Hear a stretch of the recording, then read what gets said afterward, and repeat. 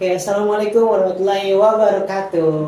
Waalaikumsalam warahmatullahi wabarakatuh. Balik lagi di channel kita Education Group EG Production. Kita punya slogan, Bu, tapi kita bareng-bareng nanti ya. Ini yang from zero to the best. To the best kita bareng-bareng. Oke, to the best, to the best. Karena kalau pakai gini lebih baik gitu kan. Oke, 1, 2, 3. From zero to the best. Oke, terima kasih, Bu, atas support dari applause-nya. Oke, hari ini kita kedatangan tamu dari BNN Kota Depok. Boleh diperkenalkan mungkin sebelumnya ya? Oke, saya Ella Bestia, Ketua Tim Rehabilitasi BNN Kota Depok. Kalau saya Dewi, asisten konselor di BNN Kota Depok. Asisten konselor. Ini Kak Ella, ini Kak Dewi. Nanti Ibu bahkan nggak apa-apa kan? Kakak aja ya. Jadi soalnya kelihatannya masih muda-muda banget. Glowing gimana gitu. Oke, sebelumnya apa kabarnya nih Kak? Sebelumnya kita pernah ketemu di sosialisasi penyuluhan di Kelurahan Pengerjaya waktu itu ya? Iya. Iya. Dalam kegiatan intervensi berbasis masyarakat. Iya. Terus apa kabarnya Kak sekarang? Kabarnya gimana? Dan sedang ada tugas apa? Program apa gitu? Saat ini kita lagi sedang pemetaan untuk wilayah rawan di Kota Depok untuk melanjutkan program Kelurahan Bersinar. Kalau tadi saya baru ketemu nih persen banget nih. Semoga persen ini jangka panjang dengan kegiatan-kegiatan program yang baik-baik nanti ke depannya. Amin Ibu ya. Si Bu apa kabar? Baik. Baik ya. Mungkin satu program dan satu kerjaan nanti. Sama ya. Oke. Kalau boleh tahu tentang BNN Kota Depok, mumpung ada tamu dari BNN Kota Depok, BNN itu apa sih Bu? Jadi BNN itu adalah lembaga dan kementerian yang merupakan leading sektor dari penanganan narkotika di Indonesia. Jadi kita berpusat di Cawang dan BNN itu pun memiliki instansi vertikal di wilayah. Ada BNN provinsi dan BNN kota, kabupaten kota. Salah satunya BNN Kota Depok. Harusnya BNN Kota Depok. Kalau misalkan karena kan notabene ya anak muda atau remaja sekarang tuh taunya BNN ya tentang narkoba. Ini orang yang nangkepin nih bahasanya begitu. Mungkin secara mendeskripsikan BNN itu apa mungkin Kak Dewi bisa dibantu. Ya, BNN itu memang perpanjangan dari Badan Narkotika Nasional. Tapi di sini nggak fokus di rehabilitasi aja, karena kebetulan kamu memang timnya tim rehabilitasi ya. Tapi di situ juga ada beberapa fungsi yang menjalankan apa? Tugas P4GM, pencegahan, pemberantasan, penyalahgunaan, dan peredaran gelap narkotika. Itu P4GM seperti itu. Jadi ada beberapa fungsi di dalam BNN itu yang menjalankan tugasnya masing-masing. Apa aja sih fungsinya? Fungsi bagian umum, fungsi P2M, fungsi rehabilitasi, dan fungsi pemberantasan. Di setiap wilayah mungkin ya. Ya, jadi di BNN itu fungsi-fungsinya di dalam BNN itu sendiri seperti itu. Oke, berarti masih ada keterkaitannya dengan dunia medis, sepertinya masih ada keterkaitannya ya dulu. Pastinya ya. Jadi tadi ada P2M itu pencegahan dan pemberdayaan masyarakat. Jadi kalau pencegahan dan pemberdayaan masyarakat itu kita lebih ke penyuluhan gitu. Ada kegiatan ketahanan keluarga. Nah, sedangkan rehabilitasi itu kita upaya kuratif pemulihan bagi korban candu atau korban penyalahgunaan narkotika. Di BNN Kota Depok kita juga memiliki klinik pratama rawat jalan. Jadi teman-teman kalau mau biasanya selalu tanya rehab di mana sih? Nah, bisa datang ke BNN Kota Depok rawat jalan. Nah, selain itu kalau rehab itu sendiri, kalau untuk rawat inap kita juga punya di Balai Besar Lido. Itu untuk rehabilitasi. Itu di daerah mana Bu? Balai Besar? Bogor. Oh, daerah Bogor. Salah satunya di BNN bagian di Bogor, di Lido Bogor rehabilitasinya. Tapi di Indonesia ini ada beberapa yang nggak di Lido aja. Tapi yang terdekat dari kita nih di Depok, ya di Jawa Barat ya di BNN Balai Besar Rehabilitasi itu. BNN terbagi menjadi berapa bagian Bu? Kalau boleh tahu porsi-porsi tugasnya gitu. Kalau di Depok? Iya, untuk BNN Kota Depok itu sendiri sih sebenarnya. Yang tadi yang seperti Pak Dewi Tadi ada bagian umum, kalau umum itu yang mengurus kepegawaian kayak gitu, yang bagian internal. Nah, ada bagian P2M itu singkatan dari pencegahan dan pemberdayaan masyarakat. Jadi kalau pencegahan itu kayak penyuluhan, pemberdayaan masyarakat itu kayak seperti pembentukan penggiat-penggiat. Yang ketua timnya Pak Purwoko. Nah, selain itu pemberantasan ketua timnya kalau di Depok itu Pak Dean ya, Pak Dean. Itu udah punya porsinya masing-masing. Nah, udah rehabilitasi ya bagian kita di sini kita sendiri dan gitu. Tapi jangan worry, walaupun kita ada pemberantasan, antara rehab dan pemberantasan adalah saling bersinergi. Kita berbeda. Berbeda dari segi apa tuh Bu? Nah, bisa dijelasin nggak sih? Oke, jadi antara rehabilitasi, kalau rehabilitasi kita untuk pecandu dan korban penyalahgunaan narkotika fokusnya. Nah, kalau untuk pemberantasan hanya untuk mengurus bandar-bandar pengedar narkoba. Gitu. Intinya gini, si ibu ini ya kan dengan tugas yang beda, fokusnya adalah si bandarnya ini. Nah kalau ibu si pelanggan yang ke bandar lah istilahnya kayak jangan takut ke BNN gitu, selama nggak ngedarin, nggak ngejual, nggak memproduksi dan worry, nggak akan kita kenakan sanksi hukum. Tapi gimana ya Bu, remaja atau pemuda yang ada nih ya ke distrik yang stereotip, nah mereka kalau denger BNN kayak parno gitu bahasanya, takut. Padahal mah yang saya ngobrol ini, ajak ngobrol ini kakak BNN asik-asik seru-seru, nggak ada yang menyeramkan, malah cantik-cantik ya kan. Mungkin bisa dipatahkan gitu, ada suatu alasan apapun gitu untuk remaja atau pemuda di luar sana kalau mau rehab silahkan rehab, mau konseling ke kita juga nggak apa-apa, datangnya ke BNN Kota Depok yang tadi dijelaskan ya. Jadi mereka yang tadinya mendistract BNN itu membawa keparnoan buat mereka padahal mah enggak. Seseru ini loh ngobrol sama kakak konseling BNN, konselor BNN gitu. Oke, terus kita ngomong jenis narkoba ya. Yang kita tahu kan mungkin sepengalaman saya mendengar gitu, bukan saya pernah memakai. Insya Allah saya bersih Bu, saya bisa dites kalau gitu. Ada narkoba golongan yang ringan, ada narkoba golongan yang berat. Karena kan kemarin sempat ikut juga di kegiatan KLA ya, bareng IBM kalau nggak salah, bareng kakak IBM juga.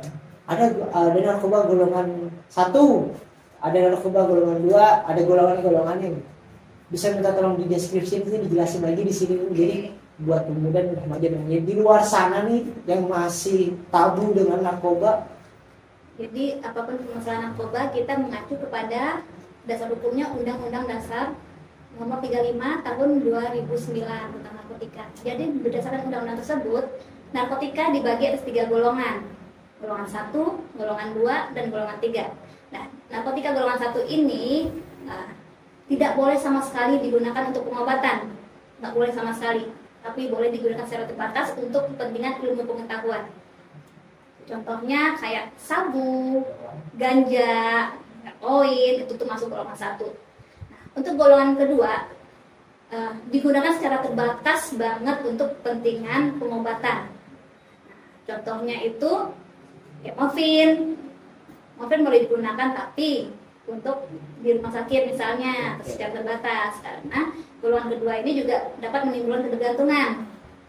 Yang ketiga, narkotika golongan ketiga itu boleh digunakan untuk pengobatan, sebagai pilihan terakhir, misalnya kayak kodein ya, buat batuk gitu.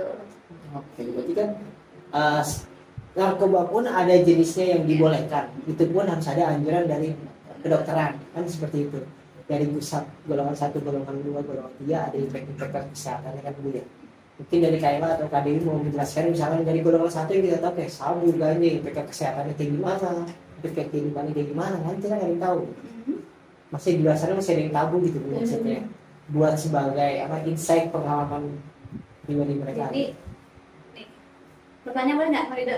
Boleh. Jadi sebenarnya narkotika itu boleh dikonsumsi apa enggak sih?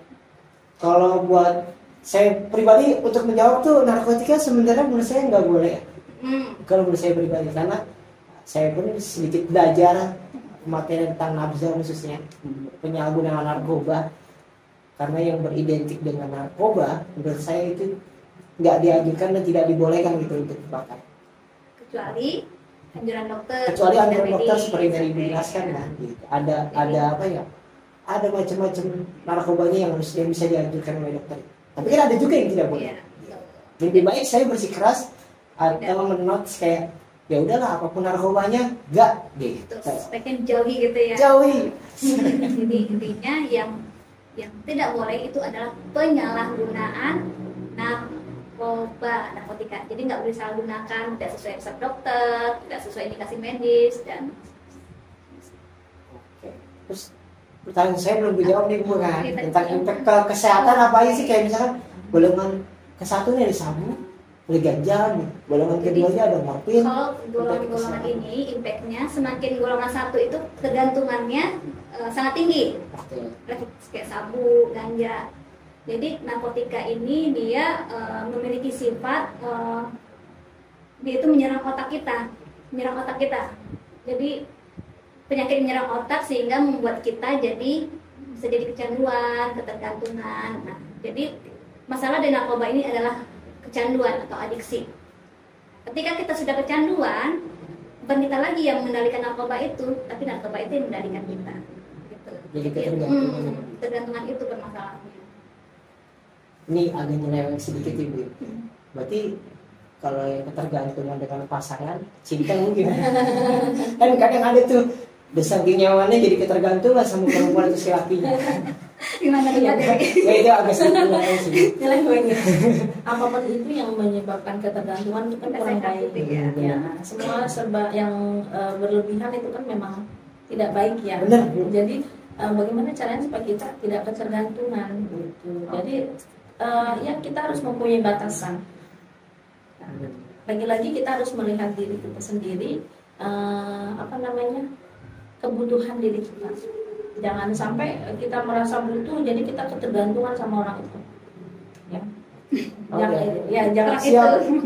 dikasih Insight buat batas. saya, Dikasih insight buat batas. saya, Iya. poin buat saya yang nantinya coba saya berbatiskan di kehidupan saya nanti, Iya, sama iya. buat teman-teman lagi produksi di luar sana. Iya, yang Remaja-remaja masih muda-muda nih. muda.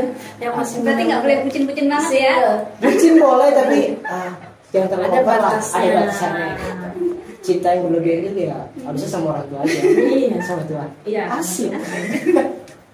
Oke, yang saya dengar insight yang pendengaran pengalaman yang saya pribadi dengar dari teman-teman di luar sana yang sempat mengalami penyalahgunaan narkoba ya, mereka itu terpengaruh dengan pergaulan faktor utamanya. Benar apa tidak? Benar sekali. Karena berdasarkan penelitian sekalipun, memang faktor utama, faktor yang paling besar mempengaruhi seseorang menggunakan narkoba adalah karena ajakan teman atau pacar. Sudah ada penelitiannya. Jadi untuk pergaulan kita harus sering-sering lagi nih. Mana nih pergaulan yang memberikan kita sehat, impact positif, mana yang negatif lebih pilih-pilih. Toh sampah aja dipilah-pilih, Bu. Masa pergaulan enggak? Iya. Balik lagi ke pasangan lagi kita pilih-pilih. Masa pergaulan sih enggak dipilih-pilih, gitu ya Bu ya. Jadi sejauh ini kalau yang kami pengalaman kami yang dalam melayani klien, kami bilangnya kan klien ya di rehabilitasi itu sebagian besar karena lingkungan, faktor terbanyak gitu. Nah kalau digali lagi memang karena mungkin faktor keluarga, pemacunya atau apa, tapi lagi-lagi yang mengajaknya itu faktor lingkungan. Faktor lingkungan ini, Betul. walaupun Ada ada masalah faktor apa? keluarga pun Ya. atau faktor bucin atau asmara Ya. itu tersebut, faktor percintaan ya nanti impactnya atau mereka pasti nyarinya ke lingkungan, Betul, pergaulan, tongkrongan lah pergaulan, bahasanya. pergaulannya dia di mana dulu nih ketika dia ada masalah, pergaulannya salah gitu. Ya itulah salah satu dampak terburuk ketika memang pergaulannya itu ternyata pergaulan pemakai seperti itu. Dan parahnya lagi, karena narkotika ini biasanya berdasarkan pengalaman kami menangani klien itu dari SMP. Ya, Dari umur Banyak dari SMP. SMP, Berarti iya. notabene mereka masih berumur belasan. 13, 14, Ya. 15 itu. Dari warnet, dari apa, jadinya kena dari SMP mereka sudah dibujuk sama si bandar ini untuk makin Padahal kan kalau itu fisik mereka itu kan belum siap gitu. Nah, Kebayang nggak kalau si candu ini dari SMP menggunakan narkoba sampai sekarang? Nggak tahu tuanya kayak gimana. Kalau si bandarnya mah enak, dapat keuntungan yang banyak kan. Setiap kalau orang ketergantungan otomatis kan ada kebutuhan. Iya, Betul, supply and demand buat ekonomi ini. Berarti keuntungan buat si bandarnya. Iya, kitanya rugi kan. Tapi kalau dengar info dari Kayla tadi sangat disayangkan mungkin ya. SMP yang data statistiknya kan Kayla tahu, Kak Dewi tahu nih. Tadi kan udah dibilang dan dikasih info kalau umur SMP aja udah pakai narkoba, ada penyalahgunaan narkoba kan. Kalau menurut ibu di data statistik yang ibu tahu, berapa persen sih bu penyalahgunaan narkoba di tingkat remaja dari yang SMP itu berapa persen, SMA berapa persen, atau langsung ditotalkan semuanya kalau untuk pemuda sini gitu. Kalau dari rehab kita sih yang paling banyak sih level dewasa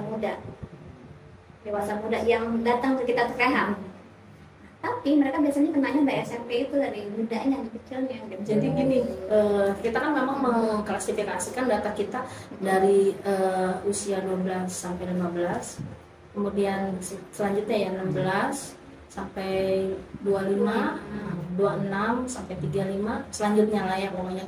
Intinya dari pengklasifikasian itu yang paling terbanyak adalah yang dewasa, menuju dewasa. Nah, tapi ketika kami asesmen, riwayat pemakaiannya adalah dia dari SMP. Jadi riwayat pemakaian dia dulu dia pernah pakai dari umur berapa sampai ke umur berapa. Nah, Itu kayak jatuh banget. jadi nggak dia oh ya pulih nih sekarang, tiba-tiba dia relax lagi, trigger ngelihat botol aqua kayak apa gitu, dia bisa trigger lagi, terus ketika kumpul sama lingkungannya balik lagi. Nah itu kan jatuh bangun, nggak gampang kan pulih. Itu kan pemulihan itu kan seumur hidup. Nah, jadi dia jatuh bangun itu biasa dalam dunia rehabilitasi. Tapi jangan, kalau bisa jangan nggak usah relapse lagi gitu kan, kita pengennya kayak gitu. Tapi kan kita nggak tahu ya kondisi seseorang itu, kita nggak bisa ukur satu persatu gitu. Nah kita maunya berhasil dalam satu waktu, tapi kenyataannya memang tidak semudah memutarbalikkan tangan gitu. Itu sangat sulit sekali, dan dengan dia mau untuk rehabilitasi itu apresiasi yang besar banget. Apalagi dengan melaporkan sendiri, karena ya itu yang tadi dibilang, kalau orang masyarakat ke BNN itu effort banget kan, karena masih takut atau nanti gue diapain kayak gitu. Iya benar, Parno yang tadi masih informasi biayanya mahal ya, padahal kita gratis loh. Ya, benar ya, teman-teman, di BNN gratis kalau di mau Depok juga gratis. konseling, kalau mau merehabilitasikan, Gratis kalau langsung ke BNN Kota Depok gratis, ketemu sama Kayla sama Kak Dewi kalau bisa di sana gratis. Nanti kan di sana kan kita akan assessment. Jadi kalau untuk yang ringan dan sedang, kita biasanya rawat jalan di klinik kita. Nah, kalau untuk berat, kita biasanya rujuk ke rawat inap di Lido ya. Betul. yang tadi Yang terdekat Jadi itu tadi ada kata Lido. kita di Lido. Ya. Terus dari program Ibu tentang merehabilitasikan para penyalahguna narkoba ini, kira-kira menemukan kesulitan dari Kayla dulu coba kali. Jadi sebenarnya sesuai pengalaman juga ya. Awal nih saya megang klien nih. Jadi ada sekali dikit ya. Kak Dewi juga nanti kalau ada jadi itu. kalau awal saya megang klien, nyemplung ke klien. Jadi saya sempat mengalami blocking ketika kita belum dapat chemistry-nya. Iya. Jadi kita nggak bisa menggali lebih dalam lagi. Nah itu jam terbangnya si konselor juga itu. Jadi lama-lama seiring berjalannya waktu, belajar pengalaman, akhirnya sampai sekarang ya alhamdulillah sih saya ketika nangani klien kita bisa terbuka, kita bisa bangun rasa percaya kayak gitu. Lama-lama si klien juga nyaman dan ada kebutuhan untuk selalu datang ke kita gitu. Sebelum ke Kak Dewi juga nih, baik lagi masih tentang pengalaman selama merehabilitasikan si penyalahguna narkoba ini ya.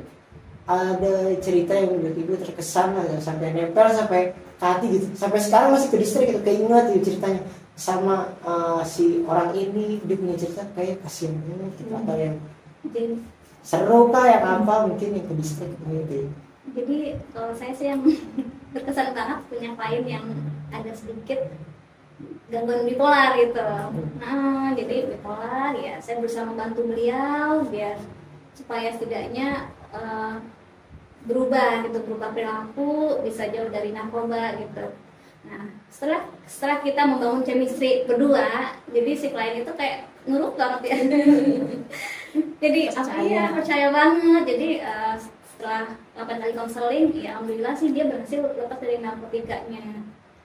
Gitu. Mungkin dari segi Kak Dewi mungkin beda lagi ceritanya. Oh, ada kesulitan kan dalam merehabilitasikannya? Gitu. Ya, kesulitan pasti ada ya, namanya kita melayani orang yang beda-beda karakter, pola pikirnya, macem-macem, ada yang gini, ada yang gitu. Nah, challenge ya adalah tantangannya ketika memang kita itu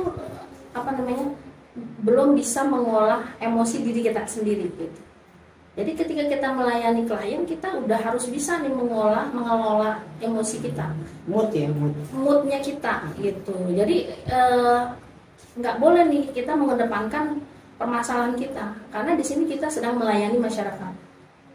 Kita harus tahu di depan kita ini ada yang butuh pertolongan kita, itu yang kita utamakan, karena itu tugas utama kita ketika kita sudah bekerja di layanan rehabilitasi, itu yang harus ditanamkan benar-benar. Jadi ketika kita sudah merasa seperti itu, otomatis kita kan akan berempati kepada si klien ini. Nah, ketika dia merasa, oh kita punya empati nih, kan itu kan nggak bisa dimanipulat ya. Ketika kita, oh enggak lah, lagi nggak mood, kita juga akan bertanya akan berbeda gitu. Kita harus kesampingkan itu challenge-nya. Kesampingkan perasaan kita atau mood kita yang kurang baik gitu. Karena kita juga akan mempengaruhi ini si klien supaya bagaimana nih, supaya dia membangun moodnya dia bisa lebih baik ketika kita assessment atau kita screening gitu. Kan kita kan bertanya sama si klien, kenapa bisa begini? Dalam artian tidak menghakimi, tapi kita istilahnya kayak awal-awal tuh dia pengen tahu nih, kenapa sih awalnya seperti ini, apalagi klien itu kan kondisinya belum stabil ketika pertama kali datang ke kita, dan juga belum percaya sama kita. Berarti setiap bertemu dengan klien punya challenges yang berbeda. Beda-beda karena watak dan beda-beda banget, dan terutama yang paling penting adalah kita harus mengelola emosi kita sendiri, itu dulu yang terpenting. Bagaimana kita stabil dalam mood kita ketika kita melayani klien, akan baik juga nanti ke depannya kayak gitu.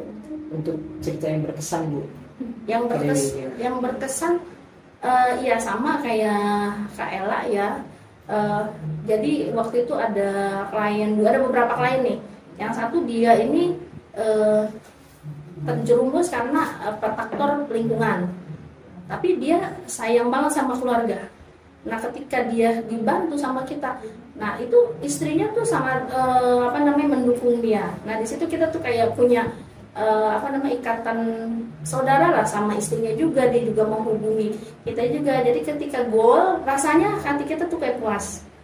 Terus ada juga yang dia ngedrop banget nih sampai dia nggak sekolah lagi, udah putus, udah di lingkungannya udah dijauhin juga. Nah kita coba sambil cari-cari, oh sekolah di mana nih, sekolah lagi kejar paket C. Nah ketika dia sudah lulus kejar paket C dan dia dapat sertifikat untuk pengalaman kerja, misalnya waktu itu dia aku buntur, dia dapat sertifikat, itu kita kayak ngerasa alhamdulillah, goal nih, ada kemajuan, jadi kita ada rasa puas, jadi kita alhamdulillah walaupun nggak seberapa tapi kita bisa membantu orang untuk bisa lebih baik lagi gitu. Dan juga ada kayak saudara lah gitu, kita sama keluarganya, dia merasa terbantu dengan adanya kita. Dan juga kita kadang-kadang dihubungin juga malam gitu kan sama keluarga gitu, jadi kita harus siap lah kayak gitu. Harus siap standby. Berarti sebelumnya kita sempat ngobrol sama Ibu Kader ya, ceritanya bersama sama kakak ini di sini kan, selalu siap siaga, standby, kapanpun si klien menelpon, menghubungi. Berarti kan paruh jam kerjanya nggak bisa dibatasi dengan apapun itu kan. Di rumah pun masih bisa sambil kerja, kayak misalnya kan klien nelpon, apapun itu bisa curhat atau di mana, ya harus siap diri kan. Apalagi kalau kayak gitu kan harus standby kesana juga, si klien nanti. Benar nggak sih ya? Benar kan itu ya? Jadi kalau salah mohon maaf nih, Enggak, ini kan sepengalaman dan sependengaran saya aja. Karena kan ada juga yang beberapa kayak lumayan udah level up banget gitu pemakaian penyalahgunaan narkoba ini sampai mungkin berpengaruh ke psikis si orang ini, terus juga berpengaruh ke kesehatan sampai akhirnya ke ketergantungan. Walaupun sebenarnya dia pengen melawan bu, Ya. nah, pengen melawan, gue bisa sembuh, tapi susah. Sampai akhirnya kan bukan sembuh sih, Pulih. bukan pulih juga, malahan kata kasarnya mungkin meninggal ya, sampai mati. Jadi dia mengalami overdosis gitu, mengalami overdosis ya. Padahal dia sempat beberapa kali coba untuk sembuh. Padahal waktu itu BNN Kota Depok belum ada program yang seperti ini, mesti ada IBM segala macam gitu. Jadi sangat disayang, bukan sangat disayangkan sih, maksudnya agak telat gitu, karena sebelumnya miris juga denger kayak kakak-kakak saya sebelumnya, kakak-kakaan lah gitu, sebelumnya nggak bisa selamat karena penyalahgunaan narkoba, ketergantungan. Apalagi zaman dulu kan lagi marak-maraknya ini ya, waktu tahu. Iya benar-benar. Saya sempat ngeriset cerita sedikit lah, sempat ngeriset kayak masuknya dan maraknya si narkoba tersebut kan di tahun era 98, 97. Dan itu masuk gosip-gosip atau info-info yang terselubung di salah satu riset yang saya baca tersebut, kalau mereka ini obat-obatan dari asing luar yang coba mendoktrin, yang coba menghancurkan masa depan kita, masa depan dari pemuda-pemuda yang elektabilitas, kreativitas, produktifnya dari tahun 96 sampai sekarang makin naik, makanya mereka nggak mau kita menjadi negara yang maju, bener nggak sih?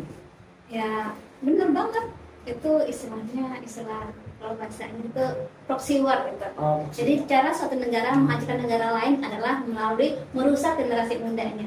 Benar-benar lost generation. Jadi narkoba itu bisa merusak generasi muda, kalau generasi mudanya rusak, siapa jadi pemimpin nanti? Iya benar. Bakal mendobleng si negara tersebut kan jadinya, bahkan sekalipun ada pemimpin ya generasinya hilang, lost generation. Iya, kualitasnya di bawah, kualitasnya di bawah dari negara-negara yang lain gitu. Oke. Terus kira-kira nih Bu ya, nanti bakal kan sebelumnya ada nih IBM di Kelurahan Pondok Jaya. Kira-kira di tahun ini akan ada lagi nggak sih Kak? Ada ini kayak Ya, IBM akan ada lagi untuk selanjutnya. Tapi mungkin fokus kita bukan di Kelurahan Pondok Jaya, karena memang tahu sendiri ya, di Depok ini ada 63 kelurahan.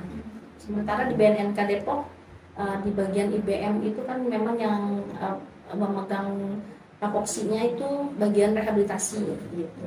Jadi kami harus membagi-bagi nih. Sebelumnya di Kelurahan Pondok Jaya, Kelurahan Ratu Jaya. Nah sekarang bagiannya bukan di Pondok Jaya lagi. Jadi dibagi supaya 63 kelurahan itu semua rata. Jadi kita review sedikit nih program IBM ini. Jadi sebelumnya di BNN itu ada program prioritas nasional namanya Kelurahan Bersinar. Nah, Kelurahan Bersinar. Jadi Kelurahan Bersinar ini dengan membentuk kelurahan bersinar di kelurahan-kelurahan di desa di seluruh Indonesia. Jadi diharapkan seluruh kelurahan ini bersinar kota gitu, harapannya itu seperti itu. Nah, di kelurahan bersinar itu kita bersinergi di antara bagian-bagian yang diberikan Depok tadi, pencegahan, pemberdayaan masyarakat, rehabilitasi, dan pemberantasan. Nah, untuk bagian rehabilitasinya ya program intervensi berbasis masyarakat itu. Seperti kata Rido tadi, Rido. Kan masyarakat masih takut ya BNN ya, stigma. Nah, sesuai kita butuh yang namanya IBM, intervensi berbasis masyarakat, dengan membentuk kader-kader agen pemulihan di kelurahan-kelurahan yang telah ditunjuk. Nah, nanti kader-kader itulah yang memberikan sosialisasi kepada masyarakat tentang bahaya narkoba dan tentang rehabilitasi. Si kader-kader tersebut ini kalau di Pondok Jaya seperti contohnya Bu Nur ya, Ibu Nur, Bang Bek, mereka yang jadi legasinya mereka nih akan memantau, terus juga meng-share yang udah yang mereka ambil di bimbingan teknis dan IBM yang udah berjalan sebelumnya di Pondok Jaya. Iya, mereka perpanjangan tangan BNN di kelurahan. Paham. Kalau kayak gini jadi sama-sama paham, saling diskusi, dan juga untuk teman-teman lagi produksi di luar saya juga bisa mendengarkan dan ada insight-nya gitu. Mungkin sebelum kita akhiri nih Bu ya, kita minta closing statement buat motivasi remaja pemuda di luar sana khususnya yang ada di Kelurahan Pondok Gede atau Kota Depok, karena BNN Tarpres Kota Depok nih sama kayak Mama Dewi ada closing statement, kata-kata motivasi agar menjadi remaja dan pemuda yang lebih kreatif, produktif tanpa narkoba. Sebenarnya gampang aja sih. Jangan pernah coba-coba dan jauhi narkoba. Jangan pernah dekati narkoba ini. Nah, seandainya sudah terkena narkoba pun jangan takut. Kalian bisa datang ke bagian rehabilitasi BNN dan biayanya gratis gitu. Nah, gratis tuh. Ya. Datang aja. Nggak usah takut. Jadi kalau kalian memang datang ya kita nggak akan kenakan pidana, tangkap apa. Itu memang bukan tugasnya kita buat nangkep. Karena stigmanya ke BNN tasurin itu doang ya. Ya nanti kita kan akan membantu pemulihan karena pada dasarnya para pengguna narkoba ini mereka tuh pengen hidup normal, ya nggak sih? Siapa sih yang pengen hidup berantakan? Iya, nah mereka pengen hidup normal, pengen keluar dari jeratan narkoba tapi nggak tahu caranya ya. Oleh karena itu kita akan membantu mereka agar keluar dari jeratan narkoba. Keren. Menjadikan ini mungkin ya sama aja mungkin kayak Kak Ella. Jadi penyalahguna itu bukan untuk dipenjara, tapi ini untuk dibantu, tolong seperti itu. Nah, treatment untuk penyalahguna itu enggak sebentar, tapi seumur hidup. Jadi karena seumur hidup jauhi narkoba, lebih baik perbanyak prestasi. Perbanyak prestasi, jauhi narkoba. Mungkin sampai di sini dulu dari EG Production. Sampai ketemu lagi, see you next time oleh kakak cantik dari BNN Kota Depok, Ade Ayla, Kak Dewi. Sampai di sini, jadi terima kasih. Balik lagi ke slogan kita, from zero to the best. Oke, terima kasih. Terima kasih.